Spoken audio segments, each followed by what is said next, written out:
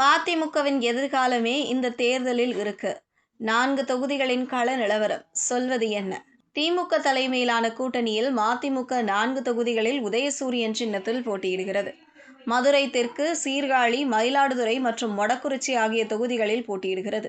முதலில் உதயசூரியன் சின்னத்தில் 3 தொகுதிகளிலும், ஒரு தொகுதியிலும் தனி சின்னத்திலும் போட்டியிடுவதாக அறிவிக்கப்பட்டது. இதன்பின் 4 தொகுதிகளிலும் உதயசூரியன் சின்னத்திலும் போட்டியிடுவதாக அறிவிக்கப்பட்டது. இந்த தேர்தல் மதிமுகவின் எதிர்காலத்திற்கும் முக்கியத்துவம் வாய்ந்த தேர்தலாக அமைந்துள்ளது. அந்த வகையில் 4 தொகுதிகளிலும் மதிமுக வெல்ல வேண்டிய கட்டாயம் ஏற்பட்டுள்ளது. அந்த வகையில் மதுரை தெற்கு தொகுதியில் மதிமுக வேட்பாளர் பூமிநாதன் மீண்டும் களமிறக்கப்பட்டுள்ளார். அதேபோல் மதிமுகவை எதிர்த்து பாஜக தரப்பில் ராமஸ்ரீனிவாசன் களமிறக்கப்பட்டுள்ளார். இந்த தொகுதியில் சௌராஷ்டிரா சமூக மக்கள் அதிக அளவில் இருப்பதால் பாஜக இங்கு களமிறங்கி இருக்கிறது. கடந்த ஓராண்டுக்கும் மேலாகவே ராமஸ்ரீனிவாசன் இந்த தொகுதியில் பணியாற்றி வந்தார். அதேபோல